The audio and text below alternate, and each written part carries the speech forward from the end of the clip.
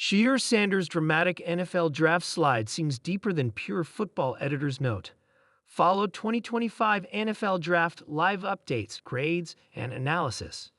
Legendary. There's a new twist to that theme with Shedeur Sanders. After his precipitous slide out of the first round on Thursday night, the most polarizing player in the NFL draft suddenly has another whole package of drama attached to his compelling storyline. So nobody thought the Colorado quarterback and high-profile son of Hall of Famer Deion Sanders was worth a first-round pick. As Shedeur himself put it in addressing the partygoers who came to help celebrate his big draft moment at the Bash, staged at his father's ranch in Texas, this statement about his draft stock has added some fuel to the fire. Under no circumstance, we all know this shouldn't have happened. Sanders said at the end of an event that morphed from festive to somber. Was that the reaction of someone entitled, or just the truth? Given all of the negativity heaped on Sanders in the weeks leading up to the draft, including shots from anonymous sources who attacked him as arrogant and entitled, I'm having a hard time shaking the feeling that the snub went beyond football. Sure, nitpicking is allowed and expected as part of the due diligence of talent evaluations when it comes to breaking down prospects.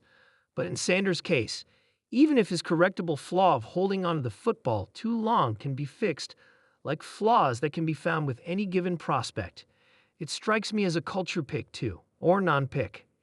Shedeur is flashy for sure, like father, like son, in that regard.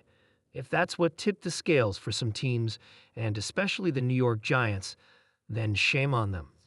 Sanders was one of the most productive quarterbacks on the college landscape last season, passing for more than 4,000 yards with 37 touchdowns and an NCAA leading 74% completion rate. He plays a premium position, and the NFL, with some teams searching for their franchise anchors for decades, seemingly never can have enough quarterbacks. You'd think that would have been enough to at least get him in the first round. If you wonder how Sanders, as the face of a franchise, would represent himself and the franchise, in the face of adversity and the intense spotlight, then consider the level-headed maturity he demonstrated on Thursday night as his draft bash fizzled. He didn't hide and run for cover. No, Sanders assured his supporters that he would embrace whatever the coming days present. Sure, he had to be embarrassed. Yet it was an undeniable stand-up moment that provided another example of what his father said about his youngest son being built for dealing with adversity. Still, it's fascinating that there wasn't a single team inspired enough to make an aggressive move for him as his stock tumbled during the first round. The Giants did exactly that, but not for Sanders. The G-Men, who drafted Penn State edge rusher Abdul Carter with the third pick overall, traded back into the first round to select former Ole Miss quarterback Jackson Dart with the 25th pick. And the Giants also made a significant offer to the Tennessee Titans, presumably in the days before the draft, to secure the top pick overall to use on former Miami quarterback Cam Ward. Remember this. The Giants could have had Sanders, but instead preferred Dart.